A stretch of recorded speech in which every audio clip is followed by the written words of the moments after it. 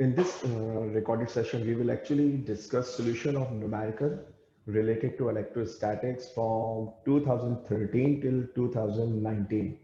Unfortunately, in 2020, we didn't have any exam.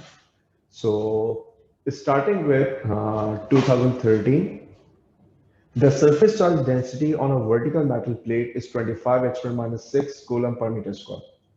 Find the force experienced by a charge of 2 exponent minus 10 coulomb placed in front of close to the sheet. Now epsilon naught is given in the numerical value आपको जो है वो याद भी होनी चाहिए. देखिए आप numerical solve कैसे करेंगे. सबसे पहले आपको बना लेना चाहिए data what is actually given, the surface charge density, that is sigma, which is 25 exponent minus 6 coulomb per meter square. Then they have given you a charge whose charge is 2 exponent minus 10 coulomb. What we actually need to calculate? Find the force experienced by. This is our required or unknown. We need to calculate the value of force. अच्छा देखिए, जब आप numerical solve करते हैं तो सवाल पढ़ने के दौरान आपको समझ में आ जाना चाहिए कि टॉपिक जो है वो कौन सा है. ये गॉस लॉ की पहली एप्लीकेशन है, electric field intensity due to a charge sheet of infinite extent close to the sheet वाली. ठीक. तो अब मुझे क्योंकि फोर्स की वैल्यू चाहिए, मुझे चार्ज नजर आ रहा है, तो मेरे जहन में जो पहला फॉर्मूला आता है वो पहला फॉर्मूला आएगा क्या. E is equal to F over Q. If I need the value of F, it should be E times Q. The only problem is we don't have the value of electric field intensity. लेकिन question के अंदर क्योंकि surface charge density given है, epsilon given है, तो अब आप formula apply कर सकते हैं कौन सा, गॉस लॉ का. E is equals to sigma over 2 epsilon naught. Now from here you have two different ways to solve this question. Either E calculate करें, equation 1 में put कर दें. Alternatively, what you can do, instead of calling it equation number 1, just put this value of E in above equation. We will end up with sigma over 2 epsilon naught times Q. मैंने क्या किया, मैंने सिर्फ इस E को replace कर दिया है इस E से, तो मेरे पास फोर्स की इक्वेशन आ गई. अब मेरे पास पूरा डेटा मौजूद है, तो मैं क्या करूंगा, F is equal to, now sigma is 25 exponent minus 6 divided by 2. Epsilon naught is given in the question, value आपको याद होनी चाहिए 8.85 exponent minus 12, and you need to multiply it by Q. Now the Q is 2 exponent minus 10. Simplify कर लेते हैं, क्योंकि scientific calculator जो है वो आपके पास भी मौजूद होगा, अलाउड भी होता है, स्क्रीन पे भी आप जो है वो देख पा रहे हैं. तो अब सॉल्व करेंगे कैसे. देखिए अगर मैं पूरे न्यूमरेटर को मल्टीप्लाई कर लूं तो मैं क्या करूंगा, 25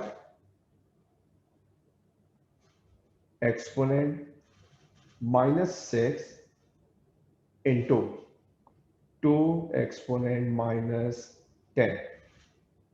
तो मेरे पास जो पूरा आंसर आएगा वो आंसर आ रहा है कितना, 5 एक्सपोनेंट माइनस 15. मुझे उम्मीद है आपका कैलकुलेटर जो है वो आंसर यही देगा, 5 एक्सपोनेंट माइनस 15. स्क्रीन पे आपको 50 एक्सपोनेंट माइनस 16 नजर आ रहा है, ठीक है, जो 5 एक्सपोनेंट माइनस 15 के इक्विवेलेंट है.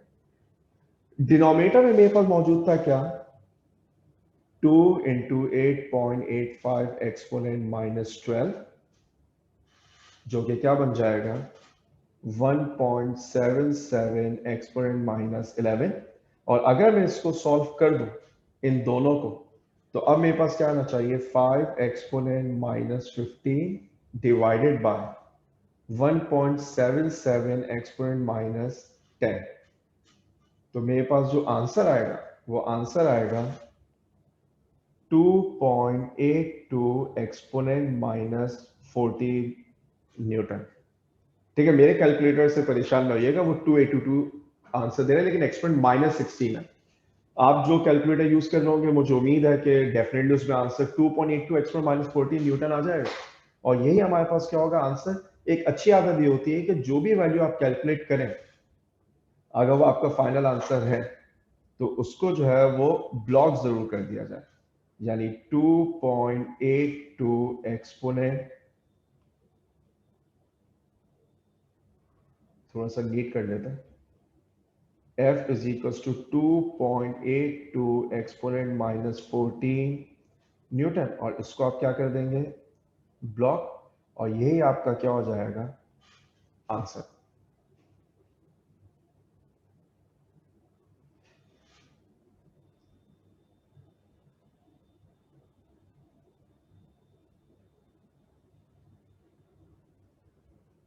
मैंने सेटिंग चेंज कर दी ताकि आपको जो है वो मुश्किल ना हो। ओके, हाँ, 2014 में क्वेश्चन हमारे पास क्या है। A 10 microfarad capacitor is charged to a potential difference of 220 volt. It is then disconnected from the battery. Its plates are then connected in parallel to another capacitor, and it is found that the potential difference falls to 100 volt. What is the capacitance of second capacitor? देखिए अब question की logic क्या है। हमारे पास एक capacitor है जिसकी capacitance है कितनी 10 माइक्रोफैरड। तो मैंने डेटा बनाया, C1 is 10 microfarad, V1 is 220 volt, और एक वोल्टेज आपको और गिवन है जिसको मैं V डैश का नाम दे देता हूं 100 वोल्ट। रिकॉर्ड क्या है, मुझसे कहा जा रहा है कि सेकंड कैपेसिटेंस की कैपेसिटेंस निकालना है, यानी मुझे वैल्यू चाहिए किसकी C2 की। अब आप करेंगे क्या, देखिए मुझे C1 मालूम है, मुझे V1 मालूम है। अगर मुझे C1 मालूम हो, मुझे V1 मालूम हो, तो what can I calculate, Q1 charge on the capacitor. कैसे निकालेंगे, आपने कहा Q1 is equal to C1 V1। C1 का मतलब 10, V1 का मतलब 220, दोनों को अगर मैं मल्टीप्लाई कर दूं तो मेरे पास 2200 माइक्रोकूलम आंसर आ जाएगा। यूनिट का ख्याल करना, क्योंकि कैपेसिटेंस माइक्रोफैरेड में थी, मैंने माइक्रो को कैलकुलेशन में यूज नहीं किया, तो जो भी आंसर मेरे पास आना है चार्ज का, उसका यूनिट जो है वो माइक्रोकूलम होगा। अब थोड़ा समझे, ये रहा मेरे पास C1, मैंने इसको कनेक्ट किया एक वोल्टेज सोर्स से जो थी कितनी V1। इसने कितना चार्ज अपने ऊपर स्टोर कर लिया Q1। मैंने क्या किया, जब ये कैपेसिटर फुली चार्ज हो गया, मैंने इस कैपेसिटर C1 को बैटरी से डिस्कनेक्ट किया, तो जो भी चार्ज इसके पास था वो इसी के पास जाएगा। लेकिन मैंने इसको कनेक्ट कर दिया एक दूसरे कैपेसिटर से, जो क्या है C2। C2 चार्ज नहीं है, C1 के पास 2200 माइक्रोकूलम का चार्ज है, C2 के पास कोई चार्ज नहीं है। तो ये जो कैपेसिटर होते हैं ना, ये अच्छे इंसानों की तरह बिहेव करते हैं। जिसके पास कुछ नहीं है उसको, जिसके पास सब कुछ है वो कुछ ना कुछ जरूर दे देगा ताकि उसके पास भी कुछ आ जाए। तो ये C1 क्या करेगा, ये C1 C2 को चार्ज देगा। जब C1 C2 को चार्ज देगा तो C1 का चार्ज कम होना शुरू होगा, तो उसकी प्लेट के दरमियान पोटेंशियल डिफरेंस भी कम होना शुरू होगा। C2 चार्ज ले रहा है तो C2 की प्लेट्स के दरमियान जो वोल्टेज है वो बढ़ना शुरू होगा। अब ये सिलसिला कब तक चलता रहेगा, जब तक दोनों का वोल्टेज क्या ना हो जाए, बराबर ना हो जाए। वो वोल्टेज जो दोनों का है वो हमें सवाल में गिवन है किस शक्ल में, V डैश की शक्ल में 100 वोल्ट। अच्छा, अब इस पूरे काम में चार्ज की वैल्यू चेंज हो रही है। अब वो चार्ज जो C1 पे रह गया वो क्या कहलाएगा, Q1 dash.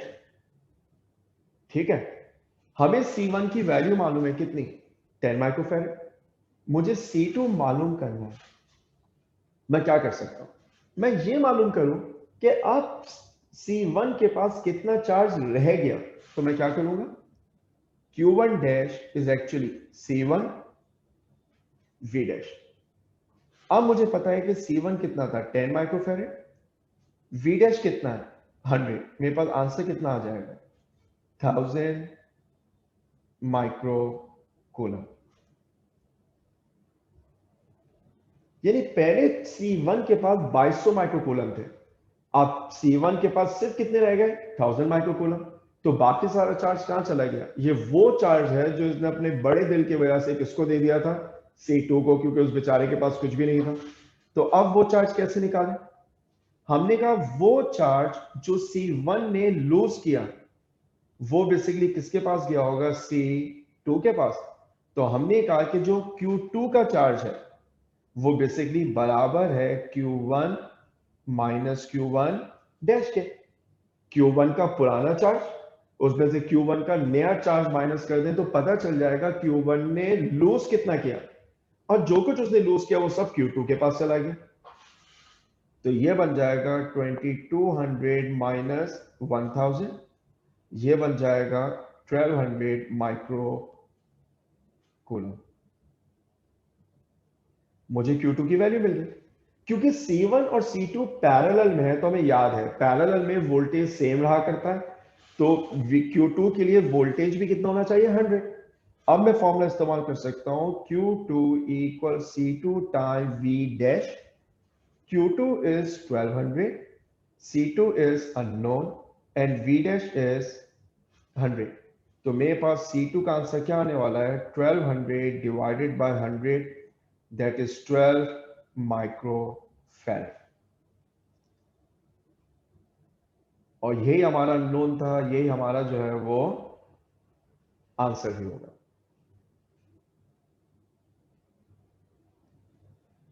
Okay, year 2015, a thin infinite sheet of uniformly distributed positive charges attracts a charge sphere having a charge of minus 5x to minus 6 coulomb with a force of 1.69 Newton. Calculate the surface charge density of the sheet. मुझे उम्मीद है कि 2013 आपके जहनों में हो, क्योंकि exactly same question है। The only difference is पहले सरफेस चार्ज डेंसिटी दी थी, फोर्स निकलवाई थी। इस दफा आपको उन्होंने फोर्स दे दी और वो आपसे एक्सपेक्ट कर रहे हैं कि आप सरफेस चार्ज डेंसिटी निकालें। तो क्या करेंगे? डेटा बना लीजिए।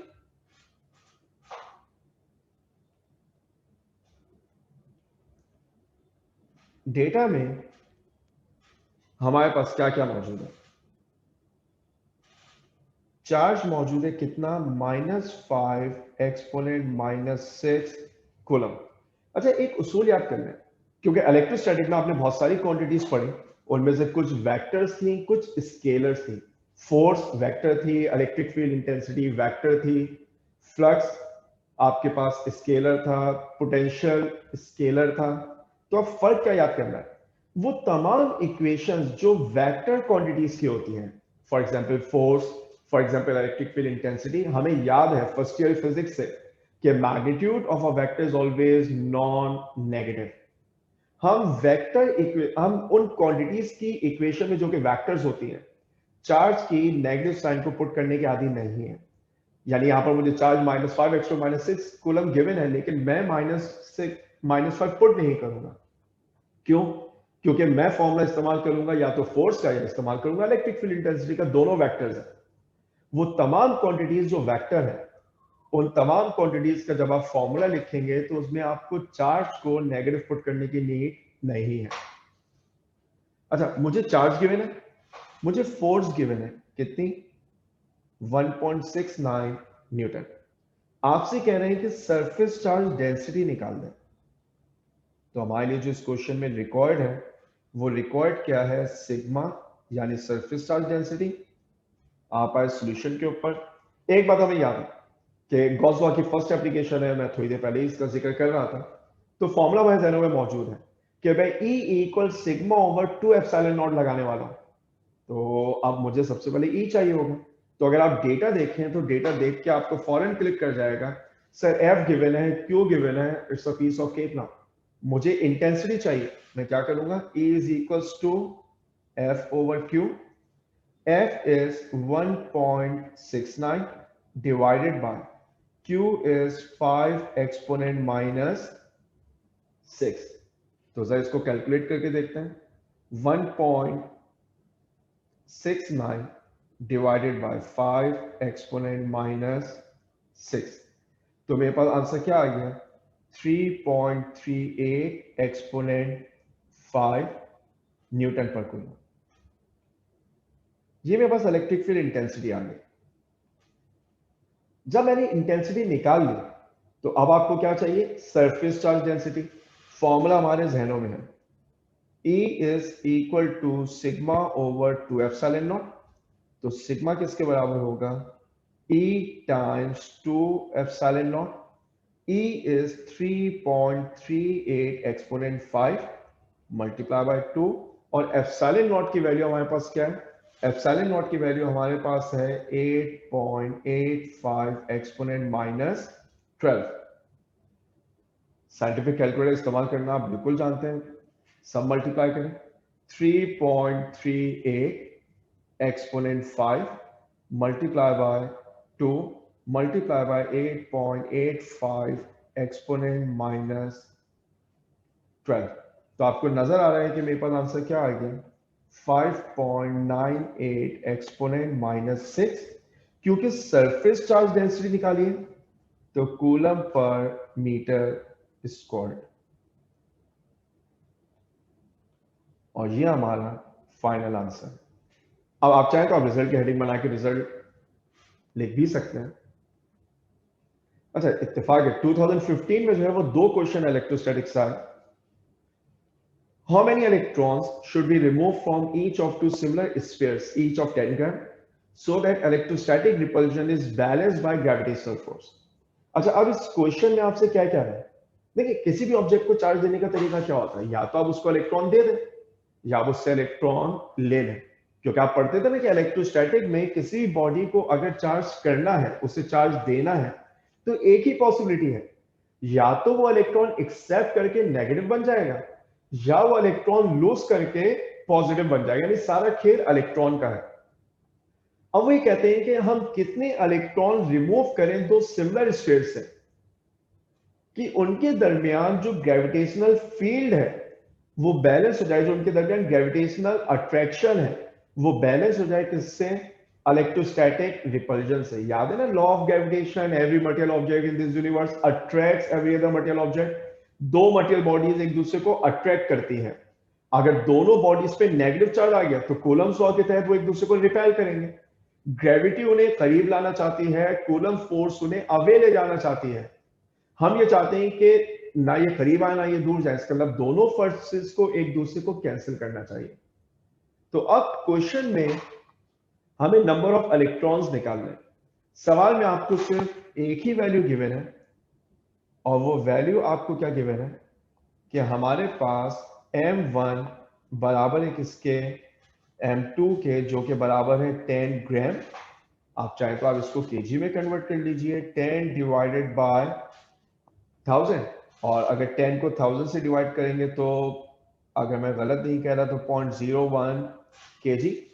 लेकिन फिर भी एहतियात है, आपके इत्मीनान कल के लिए चेक भी कर लेते हैं। जब मैंने किया कैंसिल तो मेरे पास आंसर जो है वो 0.01 आ रहा है। 1 एक्सपोनेंट माइनस 2, इसका मतलब 0.01 ही है। इसके अलावा सवाल में मुझे कुछ भी गिवन नहीं है। हाँ, क्योंकि मुझे नजर आ रहा है कि बात हो रही है इलेक्ट्रोस्टैटिक फोर्स की, तो मुझे याद आएगा कूलम्स लॉ, और कूलम्स लॉ याद आने से कूलम कांस्टेंट यानी 9 इंटू 10⁻⁹ न्यूटन मीटर स्क्वायर पर कूलम स्क्वायर। और लॉ ऑफ यूनिवर्सल ग्रेविटेशन से मुझे याद आएगा capital G, 6.673 exponent minus 11 newton metre square पर केजी स्क्वायर।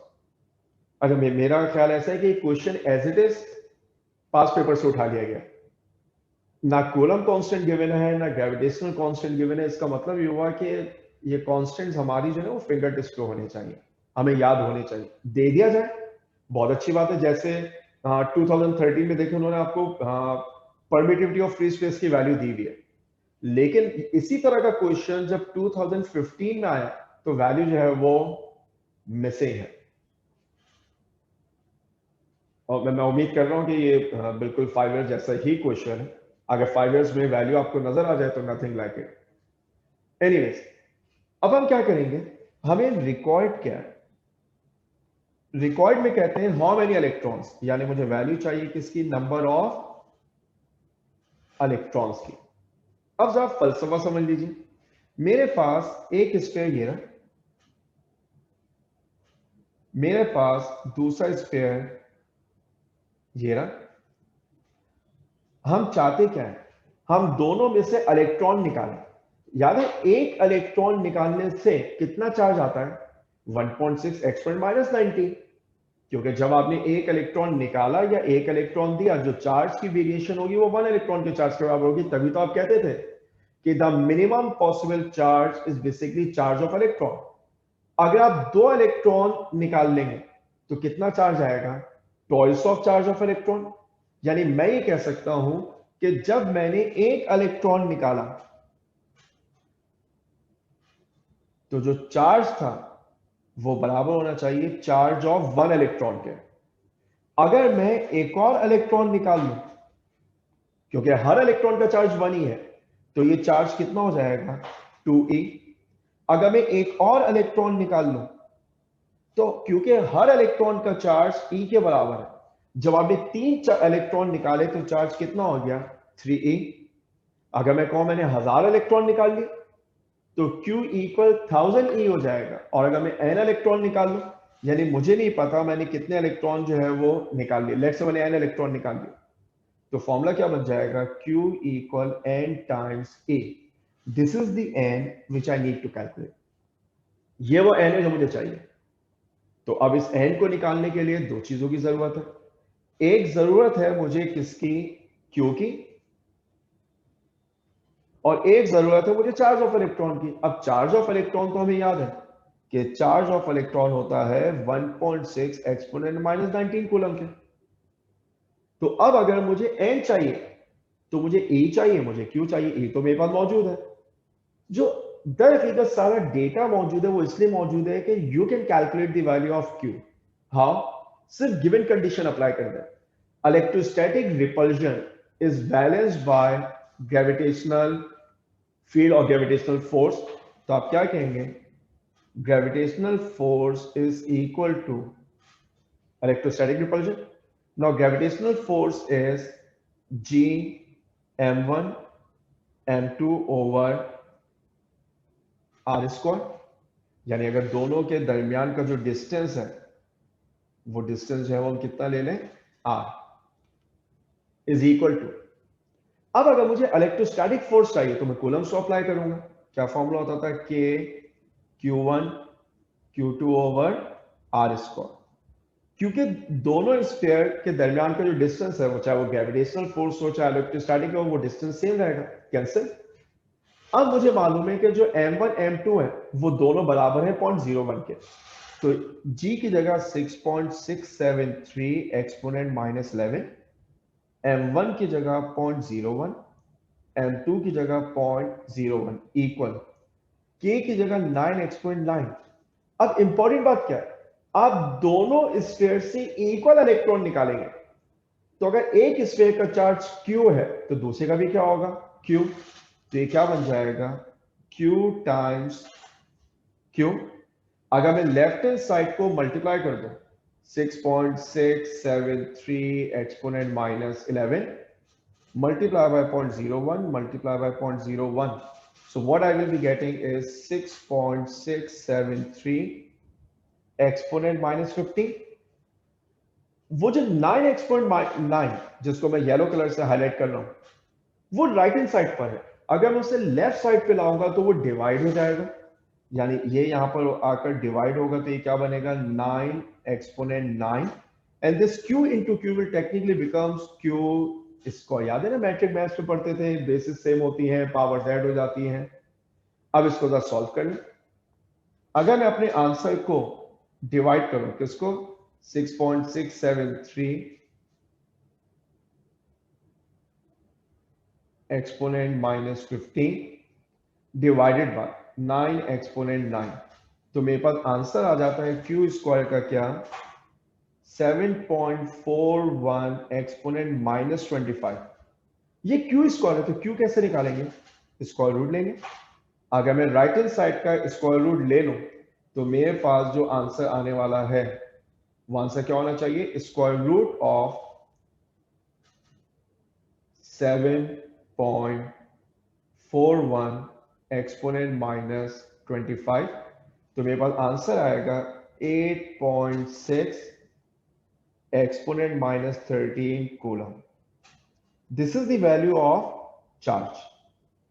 लेकिन मुझे क्वेश्चन में चार्ज मालूम नहीं करना, मुझे क्वेश्चन में नंबर ऑफ इलेक्ट्रॉन्स निकालने हैं, जिसके लिए हम पहले जो है वो फैसला कर चुके हैं कि if you need to calculate the number of electrons you will be needing the charge which we have just calculated. तो अब मुझे मालूम है कि Q equal n times E होता है। Q कितना हो गया 8.6 exponent -30, n is unknown, charge is 1.6 exponent -19। इस वैल्यू को अगर मैं लेफ्ट पे लाऊंगा तो ये वैल्यू क्या हो जाएगी, डिवाइड हो जाएगी। मैं थोड़ी सी जो है वो अपने लिए स्पेस बना दिया। अब अगर मुझे वैल्यू चाहिए किसकी, n की, तो ये क्या बनेगा 8.6 एक्सपोनेंट -13 डिवाइडेड बाय 1.6 एक्सपोनेंट -19। जरा इसको डिवाइड करके देख लीजिए, 8.6 एक्सपोनेंट -13 डिवाइडेड बाय 1.6 एक्सपोनेंट -19, तो मेरे पास आंसर आ जाएगा 5.375। ठीक, 375 exponent 6। This is the number of electron, क्योंकि नंबर का कोई यूनिट नहीं होता। यही आपका क्या बन जाएगा आंसर।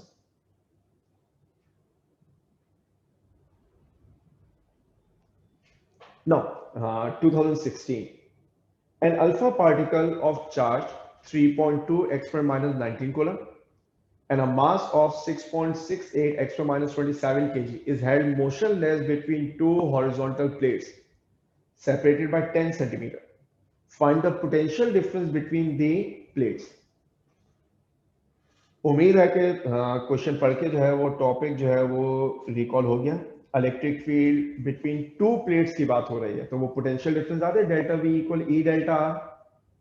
ठीक है, क्वेश्चन पढ़ के आप ये जो फॉर्मूलाए हैं ये आपकी फिंगर टिप्स पे होने चाहिए कि आपको जो है वो पढ़ते ही आइडिया हो जाए कि क्वेश्चन का ताल्लुक बेसिकली किस टॉपिक से है। अब डेटा में क्या गिवन है, आपको चार्ज गिवन है कितना 3.2 एक्सपोनेंट -19 कूलम। क्वेश्चन में आपको गिवन है मास कितना 6.68 एक्सपोनेंट -27 केजी, और दोनों प्लेट के दरमियान डिस्टेंस डेल्टा आर 10 सेंटीमीटर है। क्योंकि हम ऐसा यूनिट इस्तेमाल करने के आदी हैं, हाथ के हाथ कन्वर्ट कर लीजिए 0.1 मीटर। अच्छा, सिंबल के बारे में मैं ज्यादा जज्बाती नहीं, मैं डेल्टा आर यूज कर रहा हूं। If you want to use D X any other symbol it is your choice. Normally हम डेल्टा आर या डी जो है वो इस्तेमाल कर लिया करते थे। रिकॉर्ड मेरे लिए क्या है, मुझसे कहा जा रहा है कि पोटेंशियल डिफरेंस निकालें। अच्छा, मैंने अभी सवाल में कुछ समझाया नहीं, मैंने तो सिर्फ जो दिया था वो लिख दिया, जो मालूम करना है वो लिख दिया। अब जरा सवाल की के अंदर देखते हैं वो क्या क्या है। An alpha particle of charge this and mass of this is held motionless between two horizontal plates. तो सबसे पहले तो दो हॉरिजॉन्टल प्लेट्स बना देते हैं। ठीक है, तो फर्स्ट क्या, मेरे पास जो दो हॉरिजॉन्टल प्लेट है वो कुछ ऐसी है। एक हॉरिजॉन्टल प्लेट ये, दूसरी हॉरिजॉन्टल प्लेट ये। हमारे पास दो हॉरिजॉन्टल प्लेट्स हैं, इन दोनों हॉरिजॉन्टल प्लेट के दरमियान एक अल्फा पार्टिकल है। Let's say this is the alpha particle. अब होना क्या है, इस अल्फा पार्टिकल का वेट इसको नीचे ले जाना चाहता है, डाउनवर्ड, समथिंग लाइक दिस। ये वेट है जिसे नीचे ले आना चाहता है। हम क्या चाहते हैं, अल्फा पार्टिकल मोशनलेस बन जाए, अल्फा पार्टिकल ना नीचे जाए ना ऊपर जाए। मैं इस अल्फा पार्टिकल को दो प्लेट्स के दरमियान सस्पेंड करना चाहता हूं। मैं इस अल्फा पार्टिकल को दो प्लेट्स के दरमियान स्टेशनरी बनाना चाहता हूं। तो अब ग्रेविटी इसको नीचे लाना चाहती है। इससे बचने के लिए हमने क्या किया, हमने कहा कि आप इन प्लेट्स को कनेक्ट करें एक वोल्टेज सोर्स से। सो लेट्स से मैंने यहां पर एक वोल्टेज सोर्स आकर लगाई।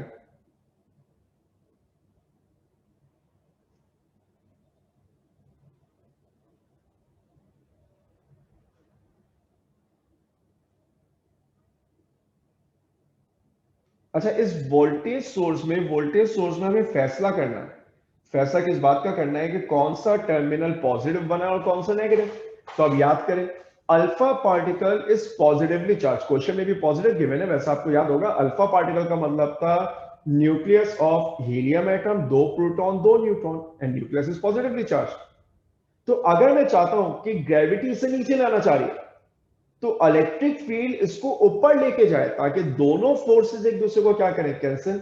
ऐसा करने के लिए लाजिम है कि ये वाली प्लेट नेगेटिव बने और ये वाली प्लेट पॉजिटिव बने। क्यों? ताकि नेगेटिव प्लेट अल्फा को अट्रैक्ट करे, पॉजिटिव प्लेट रिपेल करे, दोनों मिलकर अल्फा को कहां भेजना चाहते हैं, ऊपर की तरफ। दोनों मिलकर जो है वो अल्फा को कहां भेजना चाहते हैं, ऊपर की तरफ भेजना चाहते हैं। तो this is the direction of electrostatic force. This is the direction of electrostatic force. मैं इसको सिर्फ एफ कह देता हूं, आप चाहें तो इसे एफ ही लिख दें, कोई फर्क नहीं पड़ता। तो अब हमने बैटरी का तयन कर लिया कि ये वाला टर्मिनल नेगेटिव और ये वाला टर्मिनल पॉजिटिव।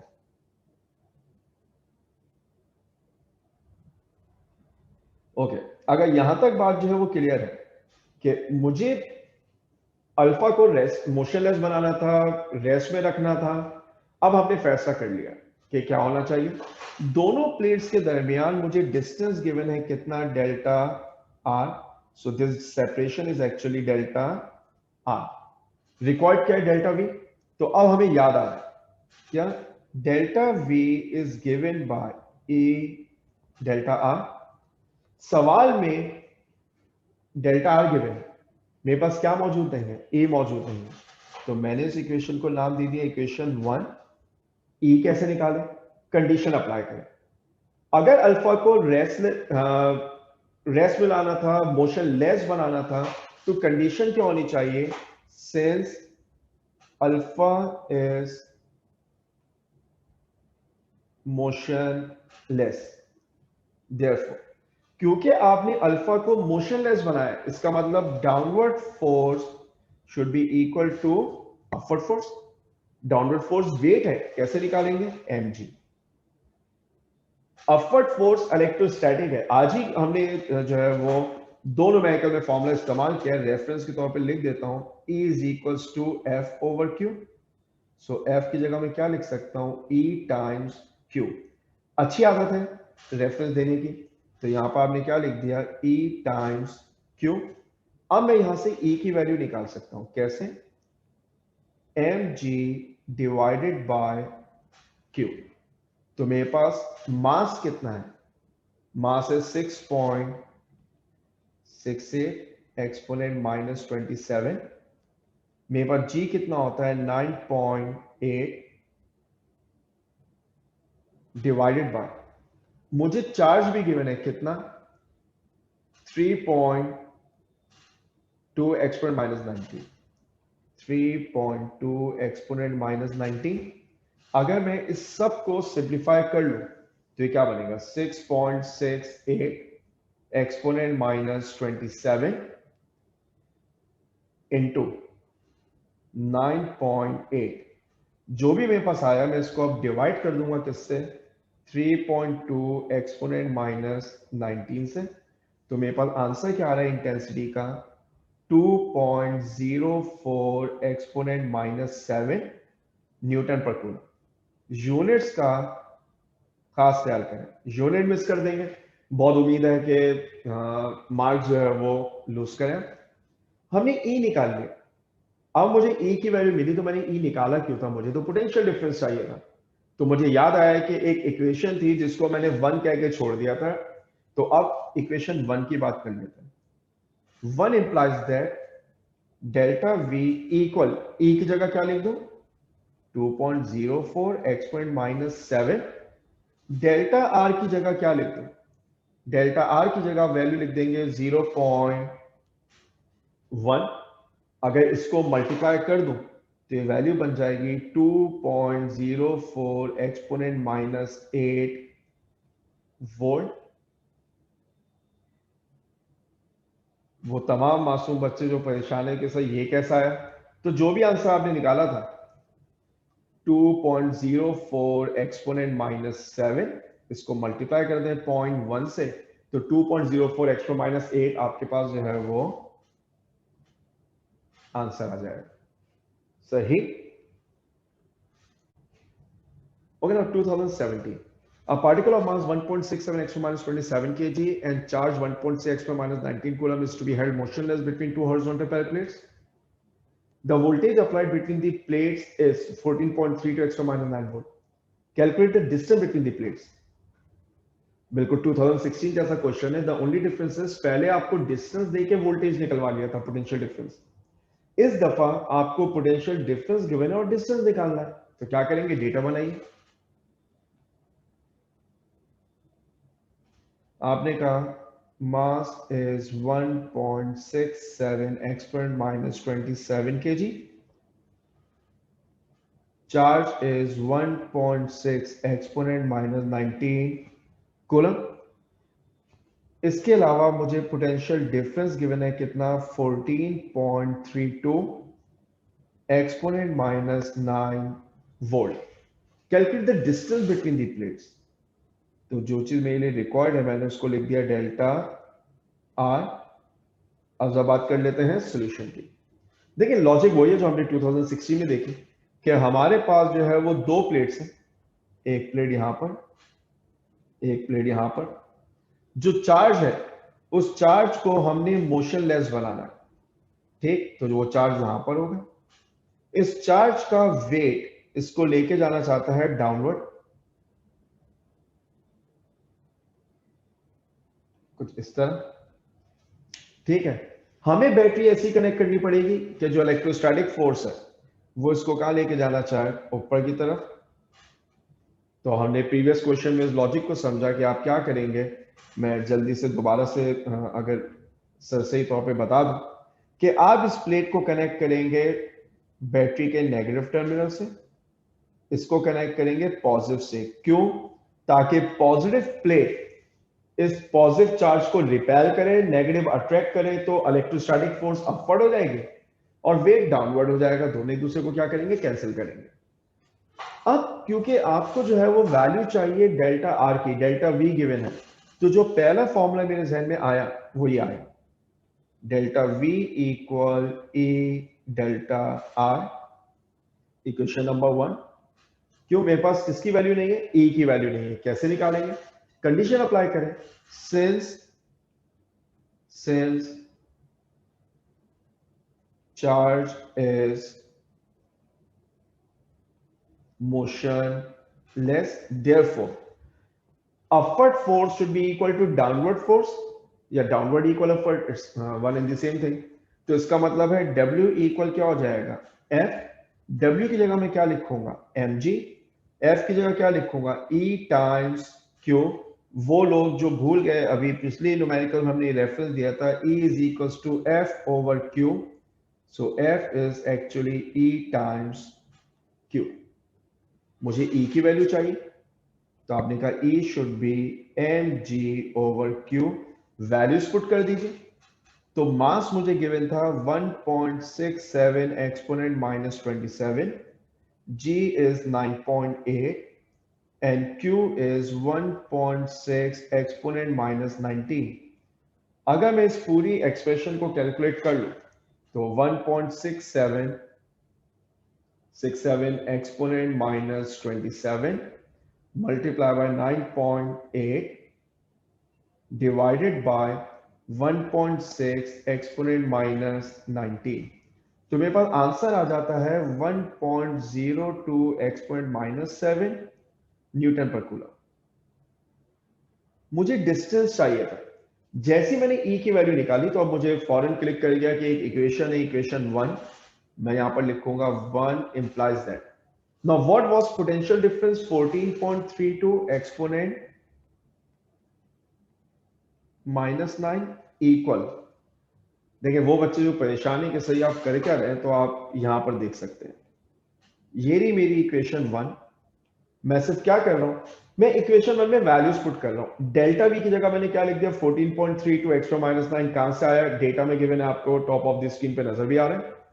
E की वैल्यू मैंने अभी अभी कैलकुलेट की, कितनी, 1.02 एक्सपोनेंट माइनस 7 और यहां लिखा होगा डेल्टा आर.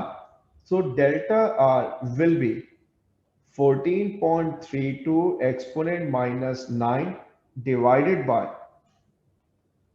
1.02 exponent minus 7. अगर मैं इन दोनों वैल्यूज को डिवाइड करूं तो ये क्या होना चाहिए 14.32 एक्सपोनेंट माइनस 9. इस वैल्यू को मैं डिवाइड करूंगा 1.02 एक्सपोनेंट माइनस 7 से, तो मेरे पास आंसर आ रहा है 1.4 एक्सपोनेंट माइनस 1, जिसका सीधा सीधा मतलब है क्या 0.14 metre. And this is my answer. Simple. Now 2018, two unequal point charges repel each other by force of 10 Newton when they are 10 centimeter apart. Find the force which they exert on each other when they are 1 centimeter apart. If the magnitude of one point of charge is minus 4.25 x to minus 6, find the magnitude of other. देखिए पहले data बना लेते फिर समझते हैं कि question में क्या क्या है. मुझसे कह रहे हैं two unequal point charges repel each other by force of 10 Newton when distance is 10 centimeter. हम ऐसा यूनिट इस्तेमाल करने का आदी हैं. 10 over 100 will give me 0.1 meter. Find the force which they exert on each other when they are 1 centimeter apart. तो अब question में एक और डिस्टेंस आ गया r dash 1 centimetre 1 over 100 metre 0.01 metre. अच्छा सिंबॉलिक कन्वेंशन आपकी अपनी मर्जी है. मैं r और r डैश यूज कर रहा हूं. If you wish what you can do you can use r1 and r2. बस जब सिंबल लिखते हैं ना तो इस बात का ख्याल किया करें कि वो सिंबल आपके लिए भी आसानी पैदा करें, जो एग्जामिनर है उसके लिए भी करें. यानी अगर मैंने r डिस्टेंस कहा तो मैंने फोर्स को f कह दिया. अगर मैं डिस्टेंस r1 कहता तो मैं फोर्स को f1 कर देता, ताकि वो एक करस्पॉन्डेंस हमें जो है वो नजर आए. इसी तरह मैंने r डैश इस्तेमाल किया तो रिकॉर्ड में जो फोर्स मैं मालूम करना चाहता हूं मैं उसको क्या कह दूंगा f डैश. आपको भी याद रहेगा कि किस सिंबल का ताल्लुक किस सिंबल से. फिर ये कहते हैं कि if the magnitude of one point charge is minus 4.25 x to minus 6, तो आपको एक चार्ज गिवन है. लेट्स हम उस चार्ज को Q1 कह देता हूं. 4.25 एक्सपोनेंट माइनस 6 कोलम माइनस भी लगा देता हूं फिर डेटा में. लेकिन याद है मैंने वीडियो का आगाज किस बात से किया था कि वो तमाम इक्वेशन जो वेक्टर क्वांटिटीज की हैं हम उनमें चार्ज को माइनस में इस्तेमाल करने के आदी नहीं है, तो ना करें. अब सवाल की लॉजिक समझे. अच्छा मैं रिकॉर्ड पूरा कर दूं पहले. Find the magnitude of other charge. I need to calculate Q2. अब आ जाइए सोल्यूशन पे. कहते क्या दो चार्जेस हैं, एक Q1 एक Q2. जब इनके दरमियान फासला R था तो इनके दरमियान फोर्स F थी. वो ये कहते हैं कि अगर हम इनके दरमियान जो फासला है उसको तब्दील करके R डैश कर दे तो फोर्स कितनी हो जानी चाहिए. ठीक, कैसे सॉल्व करें. पहले बात करते हैं नॉर्मल हालात की. जब फासला कितना है R, तो आपने कहा F equal K Q1 Q2 over R square. अब इस इक्वेशन में मुझे फोर्स मालूम है कितनी 10. के मुझे गो के मालूम है, मैं पुट नहीं कर रहा, आप पुट करना चाहे बिल्कुल कर सकते हैं. के Q1 Q2 ओवर R. मेरे पास R कितना है 0.1. तो मैं एक काम करता हूं यहां से इस पूरे फैक्टर की वैल्यू निकाल लेता हूं कि Q1 Q2 की. कैसे 10 इंटू 0.1 स्क्वायर. आप इसको कैलकुलेट करके देख लें. 0.1 का स्क्वायर 0.01 होता है, स्क्रीन पे नजर भी आ रहा है. मल्टीप्लाई बाय 10 कर देंगे तो 0.1 आंसर आ जाएगा. तो ये मेरे पास वैल्यू आ गई. और अगर इसका यूनिट देखना चाहें तो वो यूनिट होगा सिर्फ और सिर्फ न्यूटन मीटर स्क्वायर. क्यों? के क्या होता था न्यूटन मीटर स्क्वायर पर कूलम स्क्वायर. अब ये मल्टीप्लाई हो रहा है कूलम इंटू कूलम से, तो वो कूलम स्क्वायर से कूलम स्क्वायर कैंसिल हो गया। तो ये मैंने वैल्यू निकाल ली के Q1 Q2 की।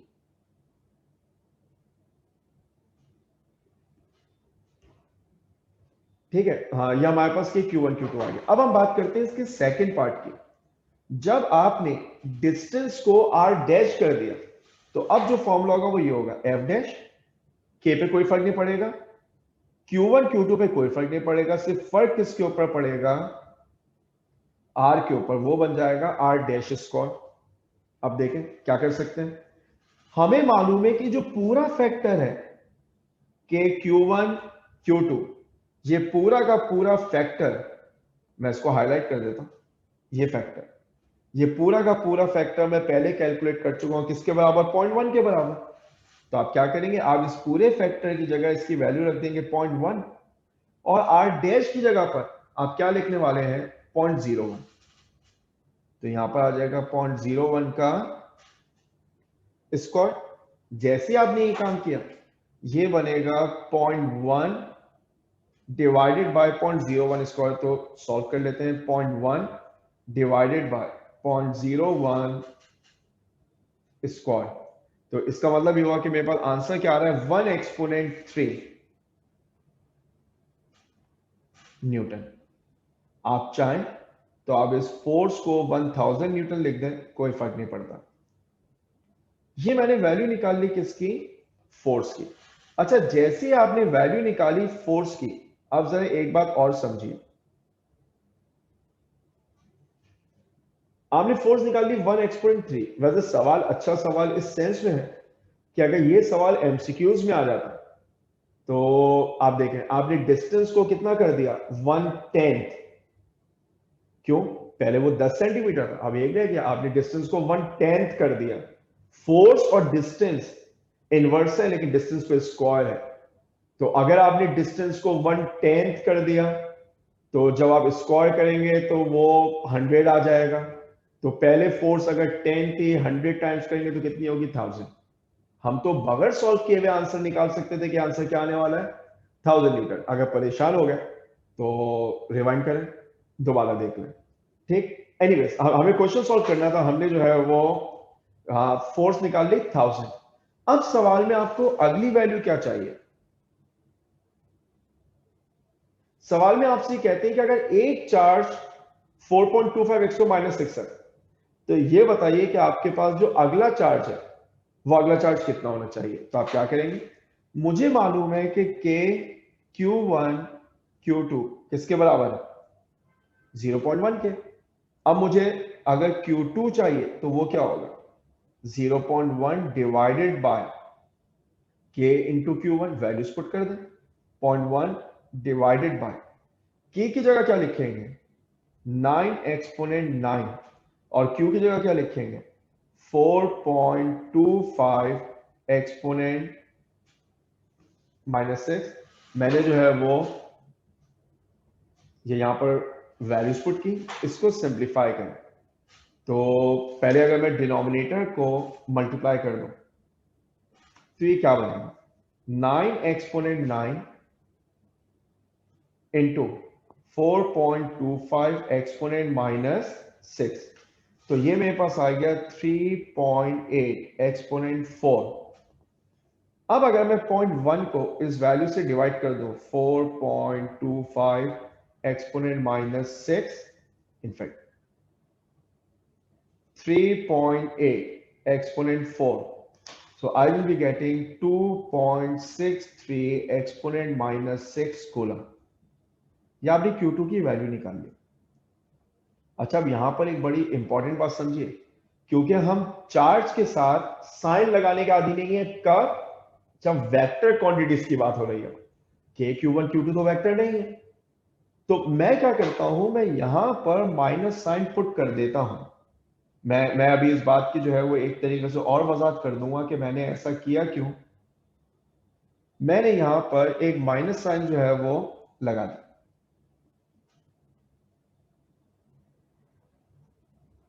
क्यों, ताकि मेरा जो फाइनल आंसर है ना वो आना चाहिए माइनस में। इस माइनस की सिग्निफिकेंस है, क्यों, अगर मैं माइनस नहीं लगाऊंगा तो Q2 पॉजिटिव आ जाएगा। Q1 कैसा था? नेगेटिव। एक नेगेटिव दूसरे पॉजिटिव को अट्रैक्ट किया करता है। स्क्रॉल करें ऊपर और अब देखिए, two unequal point charges repel each other. Repel each other इस तरफ इशारा कर रहे हैं कि दोनों चार्जेस की साइन सेम है। ठीक है, क्वेश्चन सॉल्व करते वक्त हर पॉइंट आपके ध्यान में होना चाहिए। मैं बार बार जुमला इस्तेमाल कर रहा हूं, वो क्वांटिटीज जो वेक्टर है उनमें माइनस में पुट ना कीजिए। ठीक है, तो हमने पुट नहीं किया, हमारे सारे आंसर बिल्कुल वेरीफाई हुए, लेकिन जो के Q1 Q2 से आप चार्ज निकालना चाह रहे हैं वहां पर आप माइनस साइन जो है वो बिल्कुल लगाइए ताकि चार्ज की एक्चुअल साइन आ सके। तो मेरे पास Q2 कितना आएगा? -2.63 x -6 कूलम। और फर्स्ट करें आपने नहीं लगाया, आपने Q2 की वैल्यू निकाल ली, तो सवाल में था रिपेल कर रहे हैं तो दोनों चार्ज की साइन को क्या होना चाहिए? सेम। मैं एंड में ये जुमला लिख देता, since the force is force of repulsion so the two charges must be of same sign। अगर Q1 नेगेटिव था तो Q2 भी नेगेटिव होना चाहिए। यही मेरा क्या हो जाएगा? आंसर। बाय द वे, सबसे इंपॉर्टेंट बात, लॉजिक मैंने पूरी समझा दी। अब सवाल पढ़िए और सवाल का आखिरी जुमला पढ़िए। क्या कहते हैं? Find the magnitude of other. Find the magnitude of other. Magnitude of other से मुराद यह है कि हमें साइन की नीड नहीं है।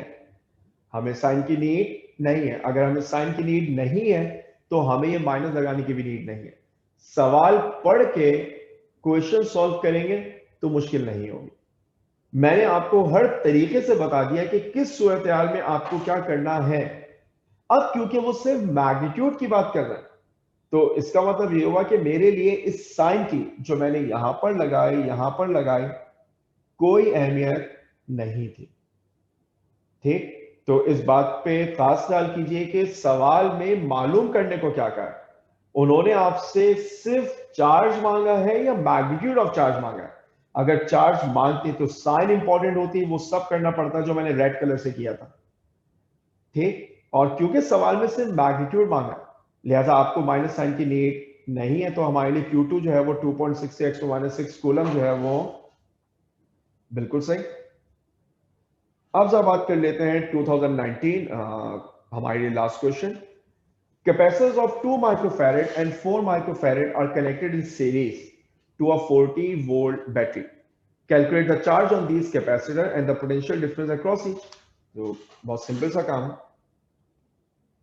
सवाल में मुझे दो कैपेसिटर्स गिवन है, C1 2 microfarad, C2 4 microfarad, battery का वोल्टेज 40 वोल्ट। मेरे रिक्वायर्ड क्या है? मुझसे कहते हैं कि मालूम करें calculate charge and potential across each. मुझे Q1 चाहिए, Q2 चाहिए, V1 और V2। सवाल में जिक्र किया जा रहा है सीरीज कॉम्बिनेशन का, कनेक्टेड इन सीरीज, तो उसका मतलब है एक कैपेसिटर C1 हो गया, दूसरा कैपेसिटर जो है वो C2 हो गया। हमने दोनों को एक वोल्टेज सोर्स से जो है वो कनेक्ट कर रखा है और ये वोल्टेज सोर्स हमारे पास कितनी है? V। याद है सीरीज कॉम्बिनेशन में चार्ज की वैल्यू क्या रहती है? सेम। तो क्या करें, पहले इक्विवेलेंट कैपेसिटेंस निकाल लें क्योंकि सीरीज कॉम्बिनेशन है। याद है सीरीज में इक्विवेलेंट कैसे निकलता था? 1/C equal 1/C1 plus 1/C2। C1 is 2, C2 is 4, LCM ले लीजिए, 4 आ जाएगा, यहां 2 आएगा, यहां 1 आएगा। डायरेक्टली कर सकते हैं, सिंपल कैलकुलेशन है। अदरवाइज आपके साथ आपका दिमाग, आपका कैलकुलेटर मौजूद है, बिल्कुल उसे इस्तेमाल कीजिए। तो हमारे पास जो इक्वेशन बनेगी वो कैसी बनेगी? 1/C equal 3/4, so C equal 4/3। 4/3 is 1.33। आपकी सहूलत के लिए डिवाइड भी कर देता हूं, 4 डिवाइड बाई 3 इज 1.33। यूनिट इसका क्या होगा? माइक्रोफैरड। जब आपने इक्विवेलेंट निकाल लिया तो अब सर्किट की शक्ल जो है वो सिर्फ कुछ ऐसी रह जाएगी। मेरे पास इक्विवेलेंट है, मेरे पास वोल्टेज सोर्स है, क्या निकाल लेंगे? Q की value, Q equal CV, C is 1.33, voltage is 40, दोनों को अगर मैं मल्टीप्लाई कर दूं 1.33 multiplied by 40, so I will be getting 53.2 microcoulomb. याद है ना सर्किट को सॉल्व करने की लॉजिक क्या थी? पहले आप पूरा सर्किट इक्विवेलेंट तक लाते थे, फिर रिवर्स चलता था। तो अब आप ये कहेंगे कि since C is equivalent of C1 and C2 which are in series, और अगर वो सीरीज में है तो सीरीज में चार्ज सेम रहता है, यानी मेरे पास Q1 should be equal to Q2, it should be equal to Q which is 53.2 microcoulomb. सही, अब तो खैर काम ही खत्म हो गया। क्यों? मुझे Q1 मिल गया कितना? 53.2 माइक्रोकूलम, मेरा पहला अननोन। अब मैं क्या करूंगा? Q1 इक्वल C1 V1, तो Q1 की जगह 53.2, C1 की जगह पर 2, आप देख सकते हैं कि 2 ही था, यहां पर आएगा V1, तो V1 कितना बनेगा? 53.2 डिवाइडेड बाय 2, डिवाइड कर लीजिए, 53.2 divided by 2, you will get 26.6 volt. ये हमारा दूसरा लोन आ गया। अब आप क्या करेंगे? आप बात करेंगे Q2 की।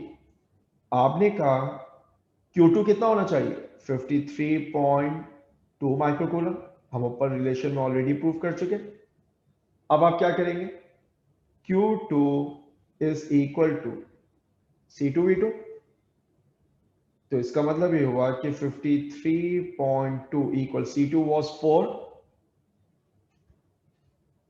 V2, तो मेरे पास V2 का मतलब क्या बनेगा? 53.2 डिवाइडेड बाय 4, डिवाइड कर लीजिए, 53.2 डिवाइडेड बाय 4, ये बनेगा 13.3, और यूनिट क्या होगा? वोल्ट। याद रखिएगा चार्ज माइक्रोकूलम में था, कैपेसिटेंस माइक्रोफैरड में थी, माइक्रो से माइक्रो कैंसिल हो गया। अच्छा, मेरी दिली ख्वाहिश ये होती है कि जब आपने एक न्यूमेरिकल में मल्टीपल अननोन्स कैलकुलेट किए विच वर एक्चुअली रिकॉर्ड, तो एंड में अच्छा होता है कि अगर आप जो है वो एक रिजल्ट लिख दें, और उस रिजल्ट में आपने Q1 लिखा 53.2 माइक्रोकूलम, आपने Q2 लिखा 53.2 माइक्रोकूलम, आपने V1 लिखा 26.6,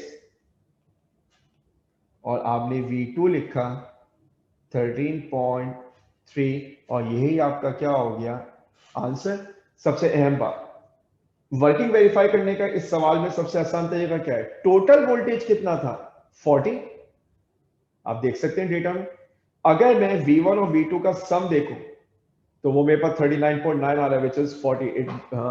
It means all the calculations are correct, क्योंकि जो सम है वो वोल्टेज के बराबर है। हमने 2013 से 2019 तक के जो है वो तमाम वो न्यूमेरिकल जिनका ताल्लुक जो है वो इलेक्ट्रोस्टैटिक से था, वो रिव्यू किए। ठीक है, वीडियो के डिस्क्रिप्शन में एक लिंक मौजूद है जिसमें ये पूरा सॉल्यूशन जो है वो आप एक्सेस कर सकते हैं। ठीक।